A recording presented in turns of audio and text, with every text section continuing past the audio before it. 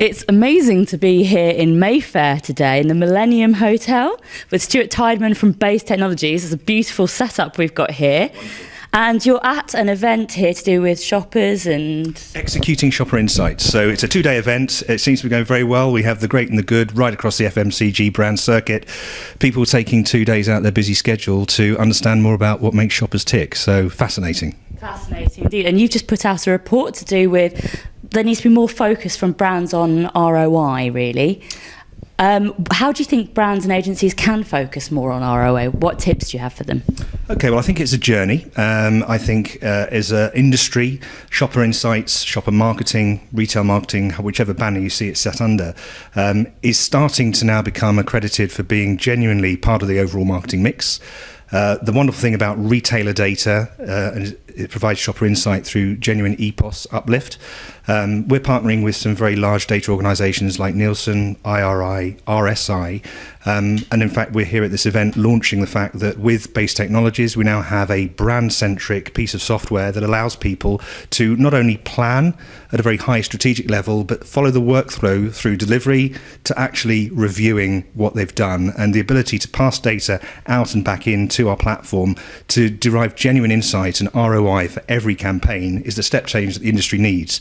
And it's overwhelming the kind of response that we're having in the last couple of days, and listening to the speakers. It's a kind of trend which I think we're seeing not only here in England, it's extending into Europe and certainly into North America.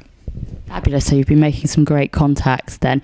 Some other stories that we've been looking at the week. This week seems to have been focused on health and well-being within the industry. WPP has launched a new unit, a health and wellness unit.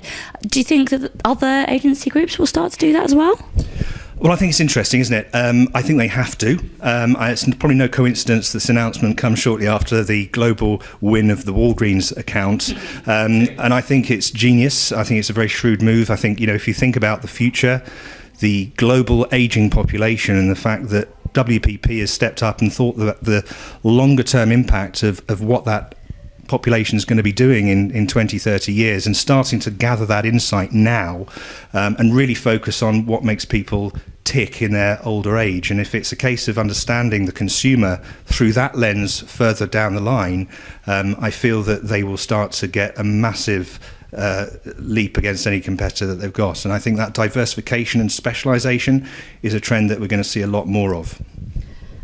And also on the topic of health and well-being, have you seen the shipping forecast that's been put out by the Lighthouse Company?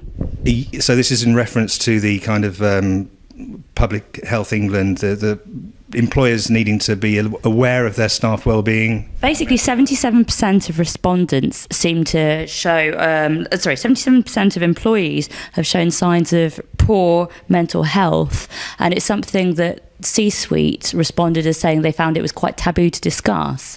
I was just wondering, how that can be tackled, how people can go about making it less taboo and make it something that people feel comfortable to discuss. And also, do you think it's important? Well, absolutely. Compared to C-suite kind of level, we have 25 employees to look after, and their mental well-being as much as their physical well-being is obviously our responsibility. And I think we, like every organisation, need to be as open as an employer as we can be. We actually realise that people need to be well fed, they need to be kept fit. So we do simple things like have a boxer-size night where we actually get a trainer in and we all get our kit on and we'll go out and keep fit on a Wednesday evening. You'll have to come and join us.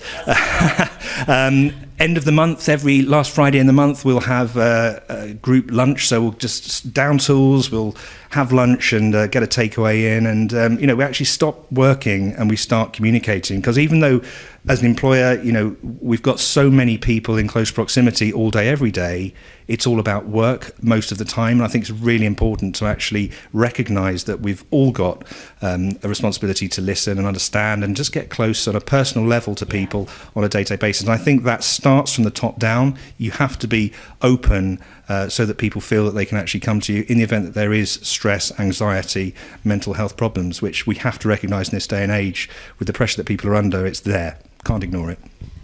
It's very true, it is, and it's great to see people are thinking about it and moving forward. And obviously on the health side of it as well, the big sporting event of the week has been the Superbowl, I guess. Have you been following the sport and the adverts in between, and Lady Gaga jumping off things mostly. That was a media moment, wasn't it? I must admit, I didn't see the match. What a comeback, though, from the sound of it. The reality is, I don't understand the game, but like most of your viewers, I think probably the first thing I did the following morning was kind of access the internet and see what the Super Bowl adverts were. I think it's become a bit of a ritual, hasn't it?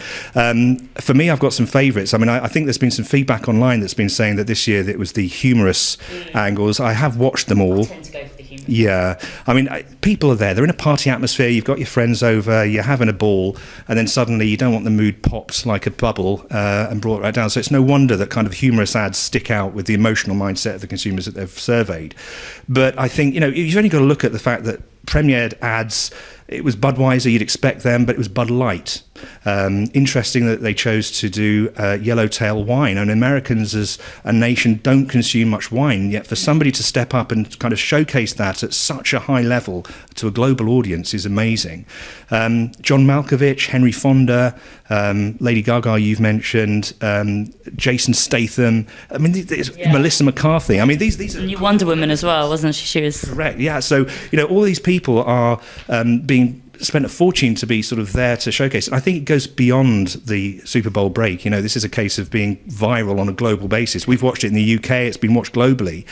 So it's almost a brand legacy, I think, that they're starting to sort of set the bar at such a level that this kind of is talked about and perpetuated just far beyond that halftime moment. This is going way beyond it. What's interesting as well, because often I think people think of it as just US because most of us don't understand the rules of the sport. But as you say, it is really going to a global audience through moments like Lady Gaga jumping off the roof of the stadium or whatever. Well, thank you very much for chatting to me, and I hope you have a lovely, relaxed, health and well-being focused weekend. Thank you very much. Thanks, and enjoy the rest of your conference. Thank you.